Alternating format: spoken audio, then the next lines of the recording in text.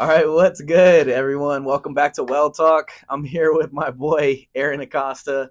We're running it back. Run it back. Here we running are. it back. Here we are. So we're in this part two of Everyone Has a Story. What's yours? Dude, it's been a month.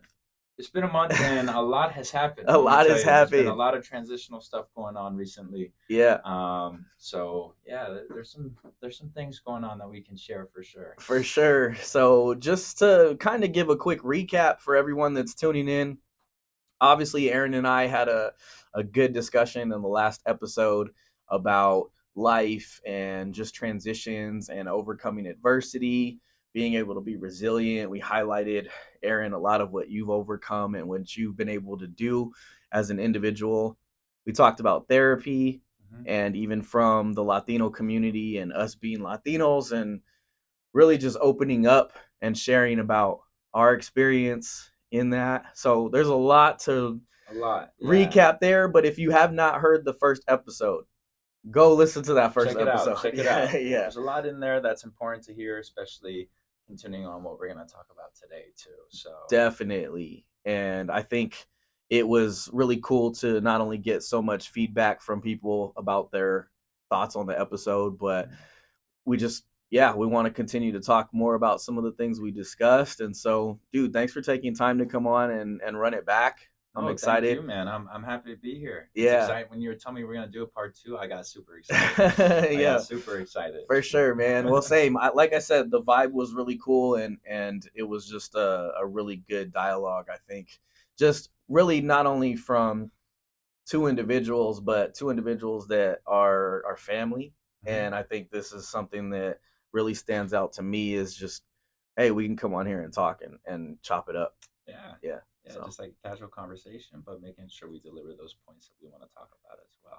right. You know. So yeah, man. So obviously it's been a month. A lot hmm of different things have happened. And I know that we highlighted some things in the last episode about just transitions and seasons and stuff. And so how are things going for you in this last month? It's been busy. It has. It has. Well, I would say the biggest thing that's about to happen right now is in 6 days I'll be moving to Chicago. What? I know. I know. It's Yeah. it's a lot. It's a lot. Leaving San Diego for Chicago, but I'm very excited.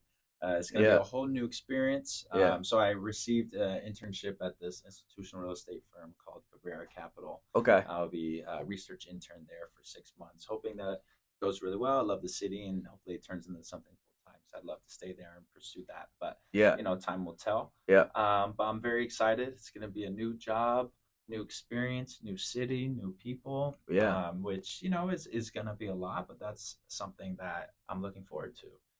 Being able to find that new routine, discover a new city, find new people, have this new job experience.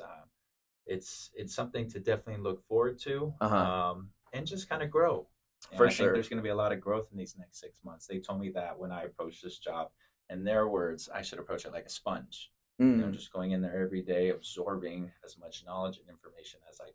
It's just going to be a lot of learning these next 6 months, Yeah.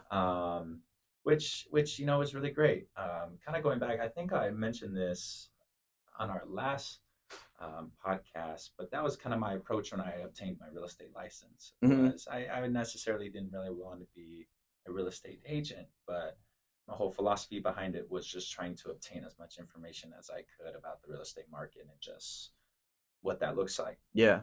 And so, them telling me that that's kind of what these next 6 months are going to be, just a lot of learning, was something that also got me pretty interested in it too. I think there's a lot to learn and a lot to grow in these next 6 months. And so Yeah. I think Career Capital in Chicago is going to be a great place to do that. Dude, that's what's up, man. Chi-town. Chi-town, the Windy City, man. The Windy City. Now, Yeah. you know what I was telling my dad? Uh-huh. I was like, now that Luka Doncic is on the Lakers, I know. Ooh. We were going That was crazy. another We were one, going right? crazy. That was another one. That's another one. Yeah, exactly. A lot happens in a month. Yeah, exactly. Yeah. But we were saying, well, we wanted to try and see him before I left. Uh-huh. Didn't end up working out. So we're like, okay, I guess we're going to have to go see him when he's playing the Bulls in Chicago. There you go. So Hey. that'll be cool. That'll be cool. That's what's up, dude. Yeah, I know. To think, I mean, first of all, the opportunity that's presented itself for you, dude, congrats. That's so Thank awesome. you. Thank you. And just the transition going out to the East Coast, Chicago. I mean, I'm excited for you. I know you're super excited, and that's cool. I'm excited to hear about more that's going to happen from that too. So Yeah, yeah, I always loved the East Coast. My sister lived in New York City for 10 years. And, yeah, that's right.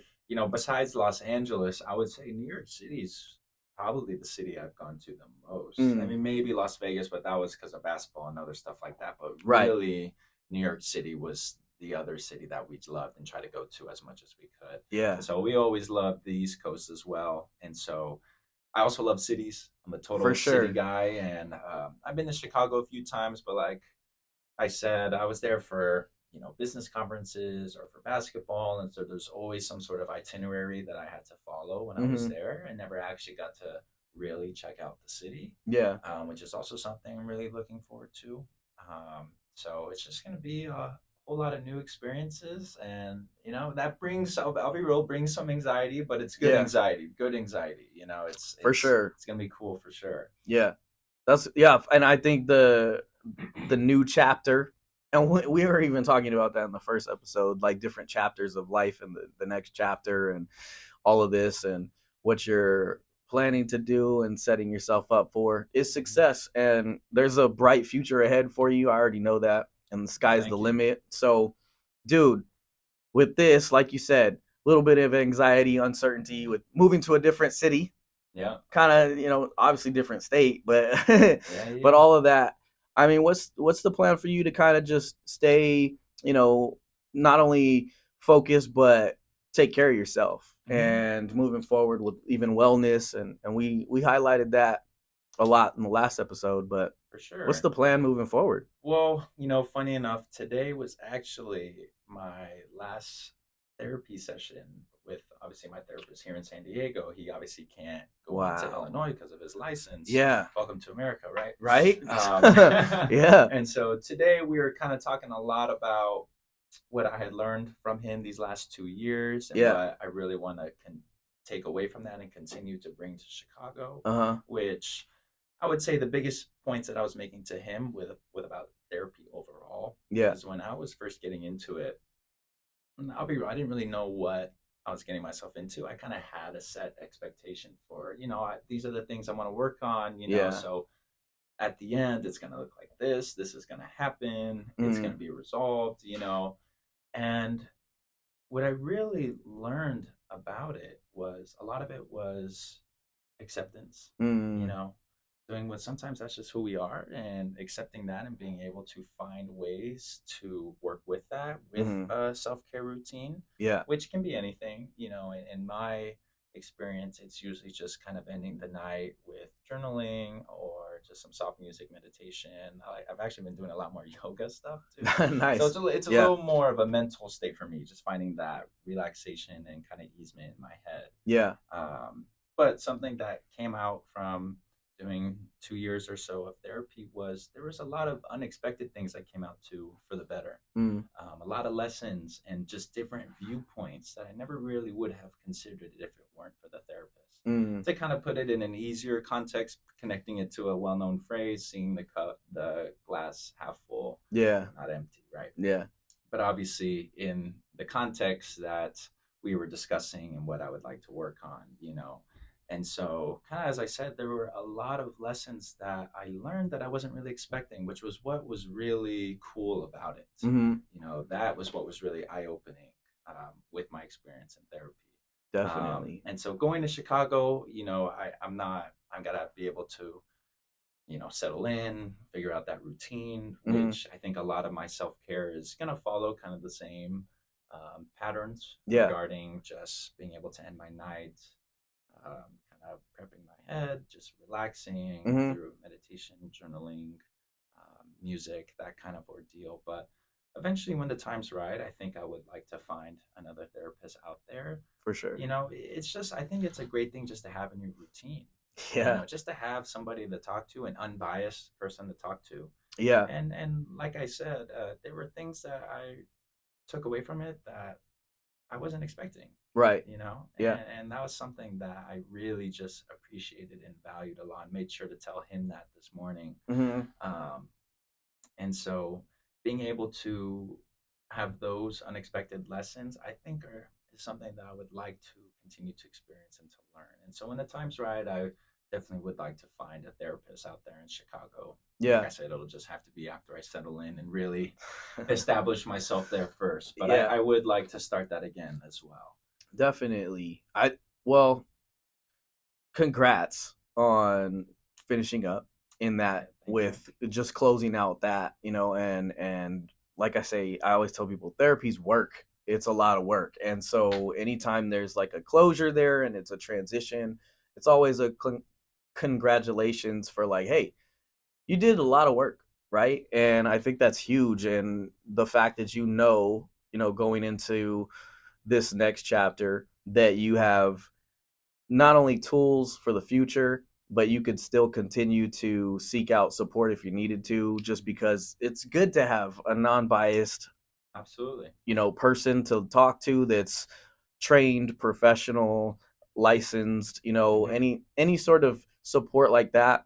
Like I said, I've been to therapy. I mean, even with grad school, we had to go to therapy for Hmm. a certain amount of sessions For sure. for Yeah, yeah, for us to be yeah. cleared, like, yeah, you're Makes good. sense. Makes You sense. can talk to people and help people with their problems. Yeah. Yeah, and so before that, doing therapy too. And I'm a huge advocate for it. I know you are. And I think the more we talk about it and have conversations like this, the Hmm. more people will continue to see that it is healthy and Hmm. it's helpful.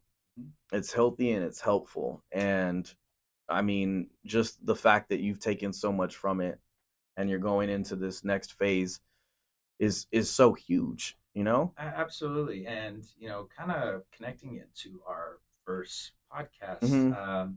this last week, I met with one of my childhood friends. Funny enough, he's about to be going to boot camp in Chicago. Wow. Funny enough, That's I crazy. know, right? But we met up for lunch right before he left, and Mm, he was telling me that after he listened to the podcast, it was very heartwarming and kind of reassuring for him. He's wow. Latino, grew up in a Latino household, so there was Yeah. a lot of lessons and a lot of points that were made growing up. Yeah. Long story short, he was telling me how he was very quick to keep his emotions in. Mm, Just keep them in, keep them yeah. in, regardless of what was going on. As a man, it's my responsibility to keep it in and make sure that everyone around me is okay. Yeah. Which it is definitely important to make sure that everyone around you is okay. Yeah. You know, but I think I kind of made this point last time where I think the real way you can help those around you to the max is ensuring that you are okay too. Right. And that was something that I was telling him. Of course, it was really great to hear that after hearing our first podcast, that it was something that he needed to hear and was very Yeah. heartwarming for him. Yeah. That's huge. Absolutely. It Yeah. feels good to hear that, Yeah, right? definitely. So obviously he's going to boot camp, he's going to be in the military, and he said that there's a lot of therapy resources, Mm, which makes a lot of sense in the military. But he said that he was going to take advantage of that, mm, and I thought that was just really great to hear. yeah.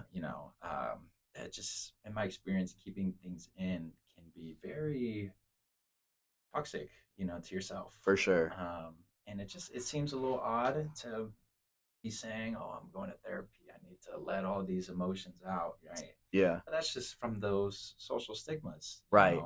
And I think one can make the argument that it's honestly more masculine to face these problems, That's good. and through therapy, Right. right? Yeah. And because there's a lot of guys out there that say, "Oh no, I don't do that," Uh-huh. their ego gets in the way. But being able to say, "No, no, no, I understand that I Yeah. have these stuff going on, Mhm. and I need to address it, and I might need a little bit more help and need some guidance through this therapy," Mhm. is very strong. Yeah. It's very strong. That shows a lot of self-care, Yeah. you know Uh-huh.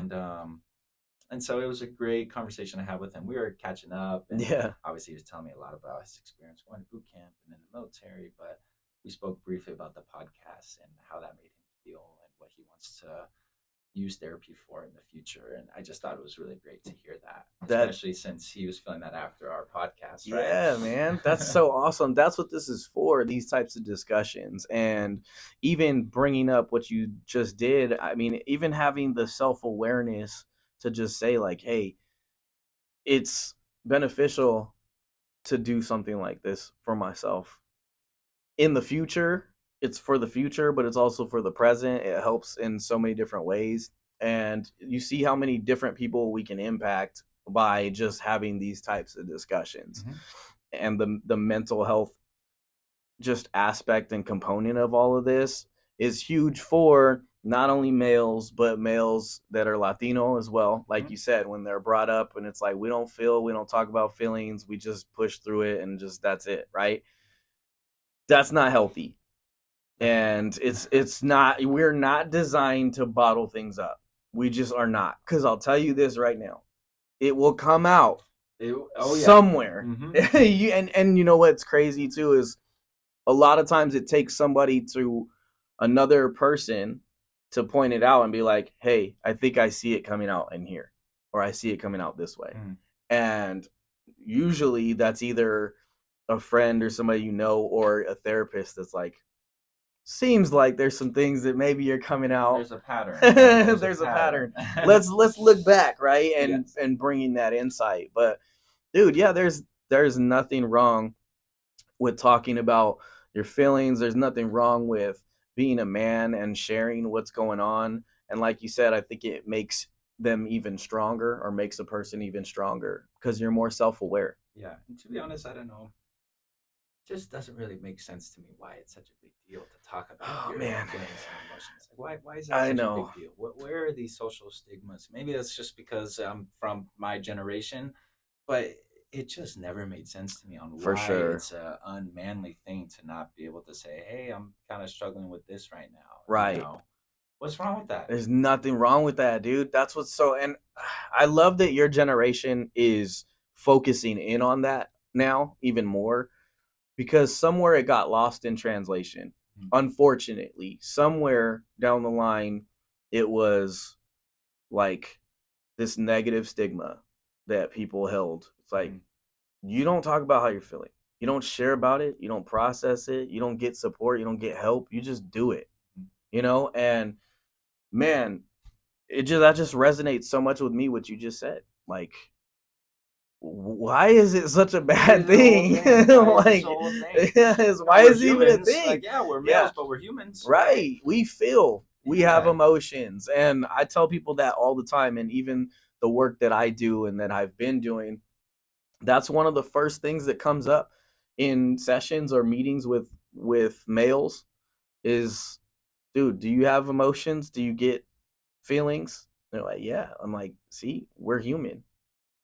There What you do you go. do with them? Right? Exactly. And I say this a lot too. I say we all have thoughts, we all have feelings. It's not about them specifically, like, oh, is that a bad thought, a bad feeling? It's about what you do with it, Hmm. how you respond, Hmm. right? Hmm. And it's, we just, yeah, need to keep having conversations like this.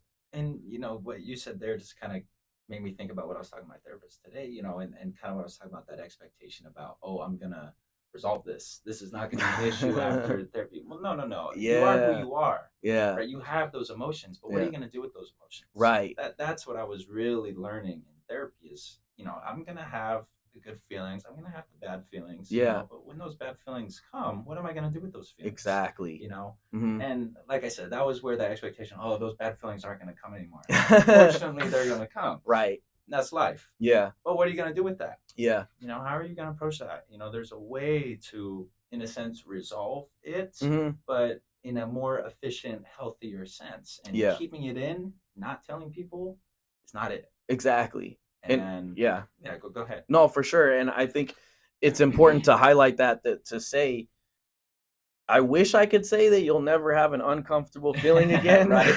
Yeah. or I wish I could tell people, hey, you'll never have a panic attack again, Mm-hmm. or somebody who maybe struggles with like performance anxiety. It's like, hey, you won't ever have a stressful event that you're going to be like, uh-oh, but I'd be lying.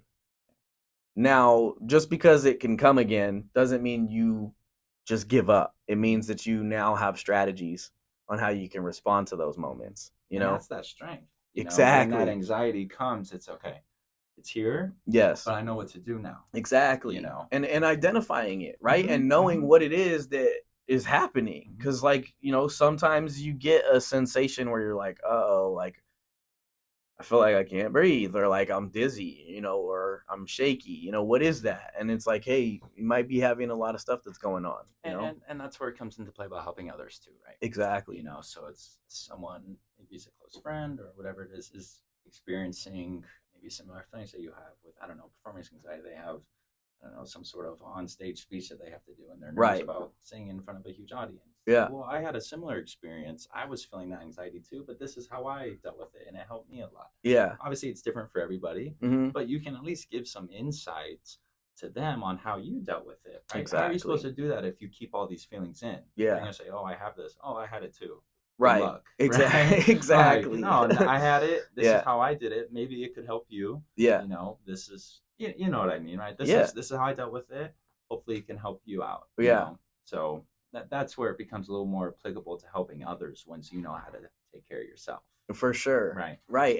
And you said something in the first episode that was really powerful, which was as being like, if you're a male, you're the head of the household and you're trying to, take care of the family, take care of everybody, but then you're not taking care of yourself. How are you supposed to take care of others? Mm-hmm. How are you supposed to take care of the family if you're just dealing with all kinds of stuff and it's really taking a toll on you? And I think that's where this all hits, as well as like, you want to be able to help people, you have to first be able to help yourself. Yeah. Right. Absolutely. And for whatever reason, though, and I think some of it has to do with like the fast paced culture that we live in, and a lot of like the, hey, just go, go, go, and gotta do this, gotta do that. A lot of people don't take time to slow down and just, I love the routine you said you had, like at the end of the night to journal, or the routine to slow down, even yoga. Yeah, I mean, yoga is huge for a lot of people that I know, and just being present is so important. Yeah. I'll be real. A lot of the yoga came from the fact that I stopped playing college sports. I'm like, I can't even touch my toes anymore. But eventually, I realized like, it's actually a nice way to end the night. It calms myself down. It kind of gets me in the right mindset. Yeah. So you kind of just discover things out that way too. Right. But yeah, I figured out yoga once I tried to touch my toes and I couldn't even do it. So, Dude, but it is helpful. Yeah. It is helpful in the great nightly routine. Yeah. I think even like, I mean, this just came into my mind right now. Phil Jackson of the Lakers with the Zen stuff that he would, they used to call him the Zen master, right? Like, you think of the, hey, let's slow down, let's be present, and let's meditate. They have like, a whole thing about that in The Last Dance. Right. They have a whole thing about that. Yeah, and it's a total hippie. Right. Exactly. And some people would say like, oh, okay, whatever. But how many times, and this goes even into the sports talk as well, how many times do you see guys before they take a free throw go like this? You did it automatically. Yeah, as soon as I said, right? You know exactly what I'm saying. What is that doing in that moment? It's helping you ground yourself and just be like, all right, let me focus in on this. Get rid of the distractions, right? A lot of the game is up here. It's so true. A lot of the game is up here. Yeah. That was something my dad, I mean, we're applying it to sports right now, but something my dad always told me, if I'm having a game where, maybe I started off 0 for 3 or 0 for 4. Am I really going to let these first 3 shots impact the rest of my game? Exactly. No, I got to stay mentally stable. Right. Have confidence in this case, my shot. Yeah. Right? Yeah. I know what I'm doing. I'm a college basketball player. Just trust your shot. Right. You're going to miss 3 shots, but don't let that impact the rest of your game. Exactly. I think that is a good analogy for other things. Exactly. But the things you have to deal with, right? Just because one little setback, one little tough emotion's happening, you're really going to let that get in the way of all the other goals and other things that you're trying to work on. Right. It's just, you have your routine, you have something to help get through that, and you can keep going and keep growing. Exactly. And so, hey, going back to Phil Jackson, who is he the coach with the most rings in the NBA? Yep. I think he is, right? Yeah. I mean, the only one, he wasn't in the NBA, but the only coach I can think of that has more is like John Wooden. But yeah, he's not in the NBA, but still one of the GOATs too. Oh yeah. Yeah. And it's so true when it comes to life in general. I think if more of us would just have that perspective and take that, like, hey, let me just breathe really quick. Let me center myself. Let me ground myself, be present, and not just rush into this or allow myself to get caught up, like you said, with your dad. Shout out to Gary Acosta. Absolutely. Yeah, with some advice there with, hey, you miss shots.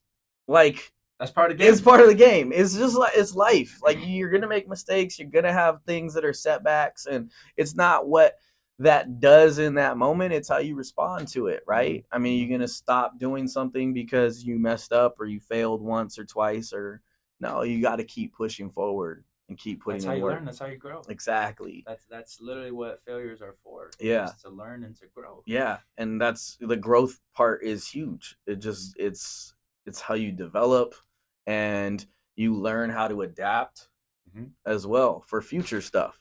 Mm-hmm. So, Sure. yeah. Yeah. So just kind of curious. I mean, thank God the LA fires had finally calmed down and all that's over. But you were saying that you were speaking with a lot more people because of those fires, right? Yeah. So I was just a little curious on what that kind of looked like. I mean, because you said you're a sports therapist at a high school, correct? So I'm the wellness counselor at my high school. I Uh-huh. work with a lot of the athletes. Okay. I do work with a lot of the athletes, but I'm technically there for any student. Mm-hmm. So any student that is enrolled in our school, I Mm-hmm. can help them and assist them. I also do like counseling and coaching outside of that. But yeah, there's been a lot of stuff going on, a lot of families impacted. You Yeah, I know. mean, the only reason why I brought that up is because I have experienced things where external factors Hmm. have kind of affected me Yeah. and affected the way I think about things or approach things. And obviously, fire is very unfortunate, but my point in that is it's an external factor that you can't always have complete control over, Right. right? And so Yeah. when those things are happening, I guess I was curious on what you were saying to them about how to respond to that. Is Hmm. it, I mean, I always thought of to continue to stick to your routine and that self care. Yeah. But in some cases, there are anomalies where Yeah. it should be handled differently. Yeah. And so, just kind of in your experience, I was kind of curious to hear kind of what you were thinking, what you told them, or whatever that may For sure. Yeah, one of the things is that I was highlighting a lot of was like grief and loss be. Mm-hmm. in these times because so Mm-hmm. many people lost things that they had as either a home or they lost possessions, they lost things that meant so much to them, their livelihood, jobs, people's businesses. And so I always say that whenever there's something that happens where there's loss or hurt, there's no right or wrong way to grieve, and there's no sometimes you can't even put grief into words, Mm-hmm. and it's more like you said, the anomaly of things out of your control. Mm-hmm. You have to just be present, and you have to, even if you're trying to support somebody that's been hurting or been through something like this or a situation that's happened, it's just being present. It's saying, I'm here, and you're sitting with them in that, because sometimes the words don't even come. Mm-hmm. And I even had to put out some posts about grief and trauma and processing loss, about sometimes there's no words, and I think unfortunately people jump to words and they want to use words and see, like, this and that, and then they end up making it worse. And so it's really just being present, helping people to understand that when things happen that are out of our control, we can't control what happened, but we can control how we respond to them. And it's really applicable in life in so many ways. It doesn't dismiss the hurt. Mm-hmm. It doesn't dismiss the pain.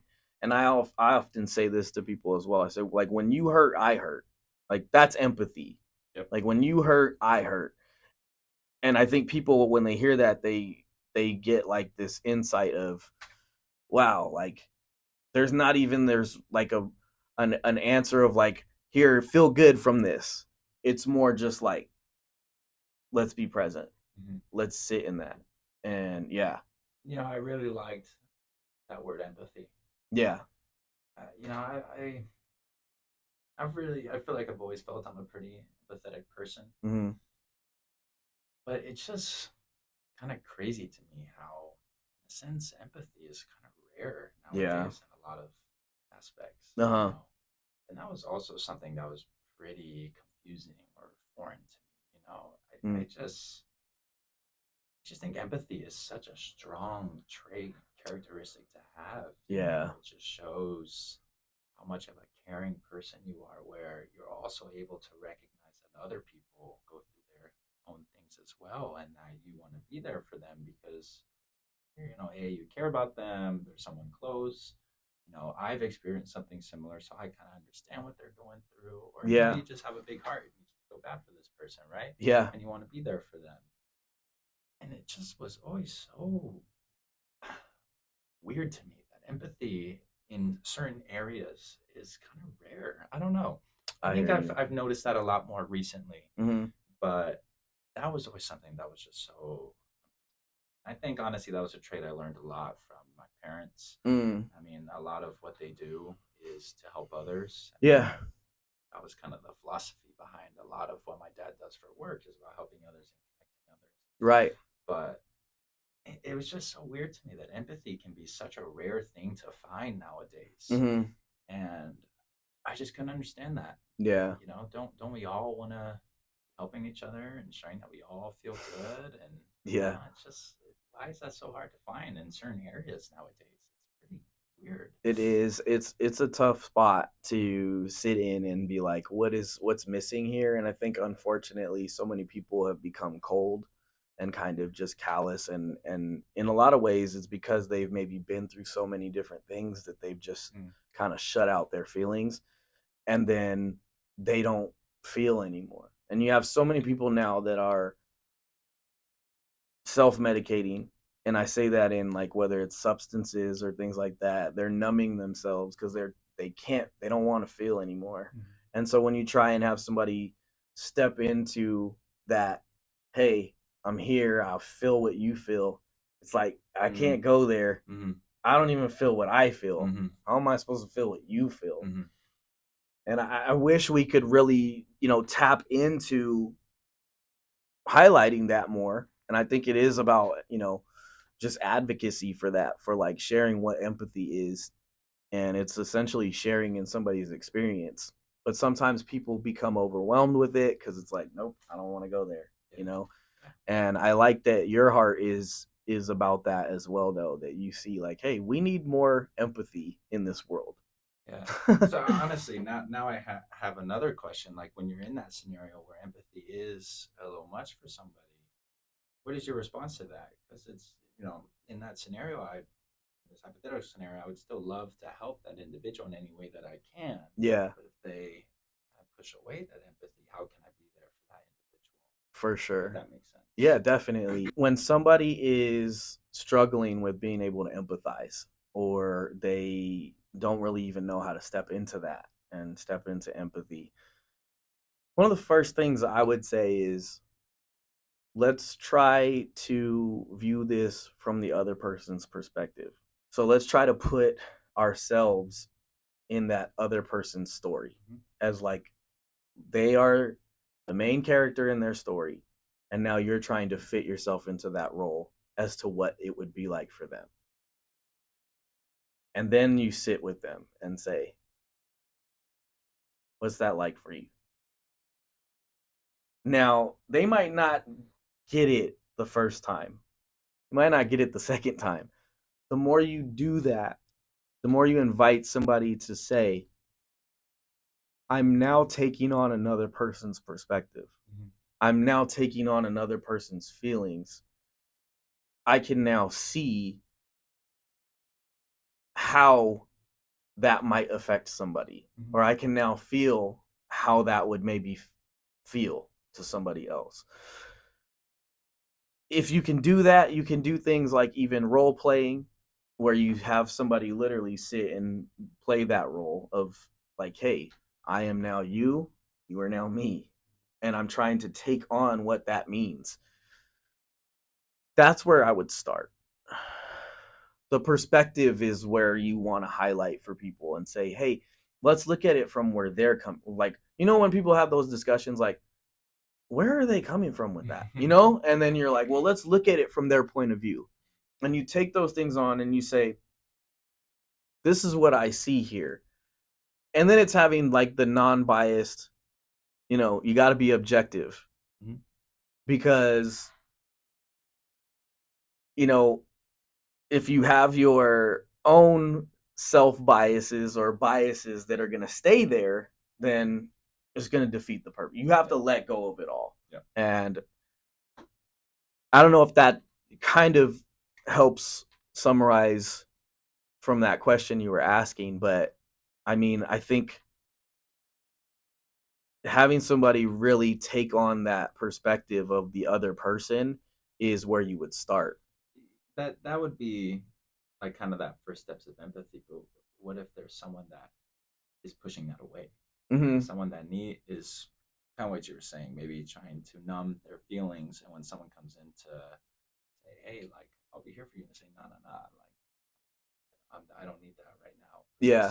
Please, stay out of it." Mm-hmm. How is that somebody you could help if that makes sense? You know what I mean? Yeah. I think that part is it's about the consistency in Okay. there. It's about being consistent and letting them know. And obviously you don't want to push it. For sure. So you then could say to somebody as well, like, if or and when you would like to share or try to discuss this a little bit more, I'm here.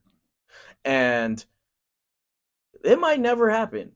They might never be able to go into that, but you're giving them that open door and saying that you're there. Yeah. It's like the consistent parent who's there no matter what, even when the kid or the teen or the young adult is acting out, and it's just like, I'm still here. Like, you know what I mean? Yeah. When like things get tough and you need like some support, you can always go to that consistent parent. And it's the same thing. You're not being a parent, but you're simply being there in a consistent way and saying, like, look, you're not too much for me. You rejecting my offer is not going to get me upset. Yeah. I'm literally here. And if you don't want to use that, that's okay. Like, somebody doesn't have to. But there are some types of individuals that unfortunately they struggle with empathy throughout their life, and it's really hard for them to put themselves in other people's shoes. That might be something that would be a further discussion on more clinical stuff as to what's driving that. And then you maybe would go into like a diagnosis. But for the most part, if somebody keeps pushing you away, you just simply say, like, if and when you're ready, just so you know, I'm here. Yeah, I was just curious because I had experienced something like that before, and I really wanted to help, and I just didn't really know what to do. I was making sure they knew that door was open. I didn't want to push it, but I also just wanted to ensure that I was doing everything that I could. Yeah. Without, like I said, without pushing it, or right, without doing anything that they don't necessarily want at that moment. Yeah.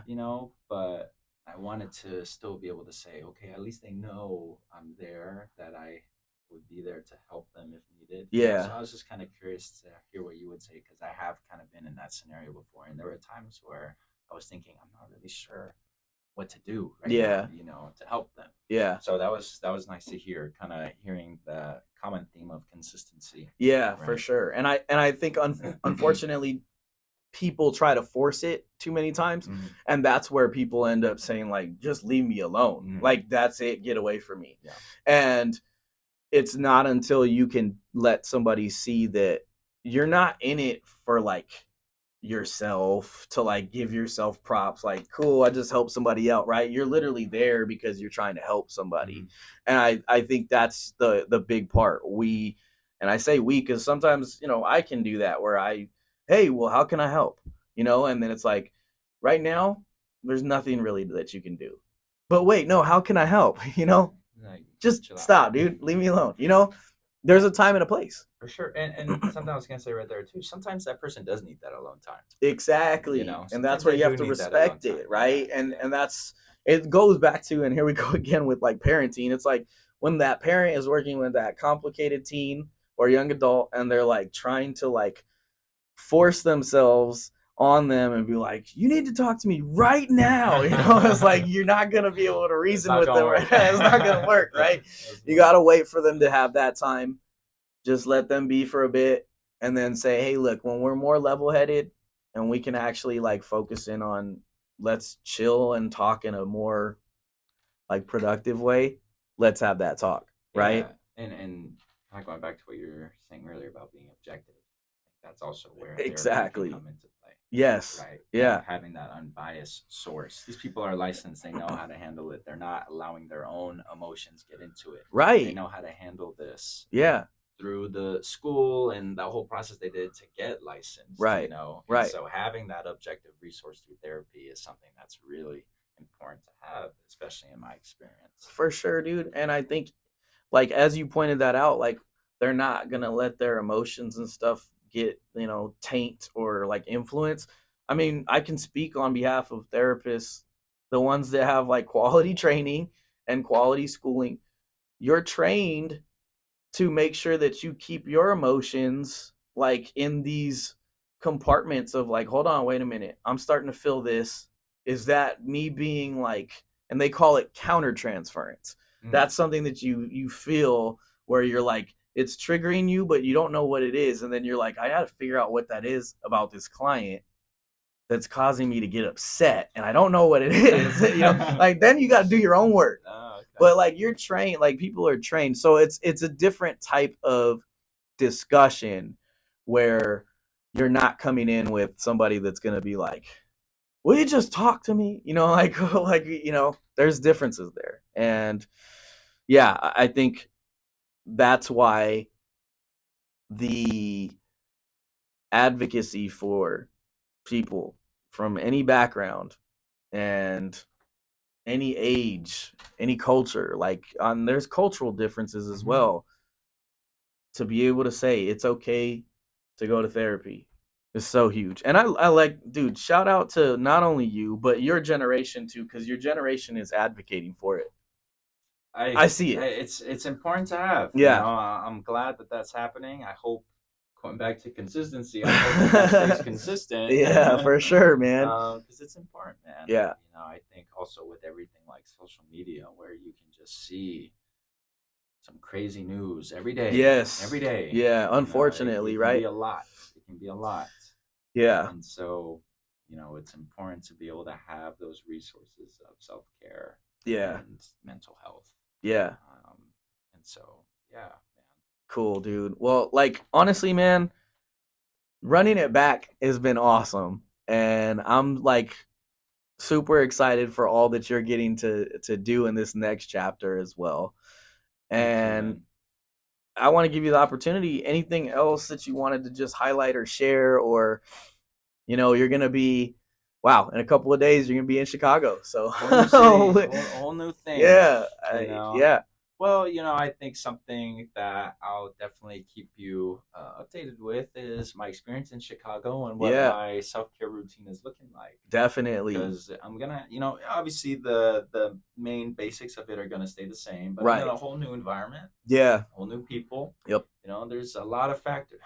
Most of the factors are changing. Yeah. And so there is gonna be different areas and different ways I'm gonna need to adapt. Yeah.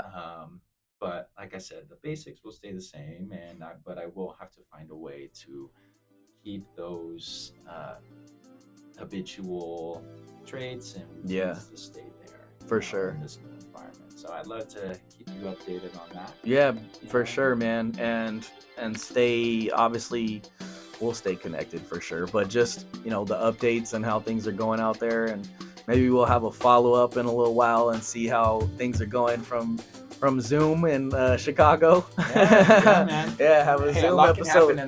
From what we learned, a lot can happen in a month, right? So, that should actually be the title of this episode. A lot can happen in a month. Yeah, man. Well, Aaron, I appreciate you, bro, and I'm excited for all the things that are going to happen with you. And yeah, I'm excited to get this episode out for other people to listen to. So awesome, man. All right, appreciate you. Cool. All right, bro.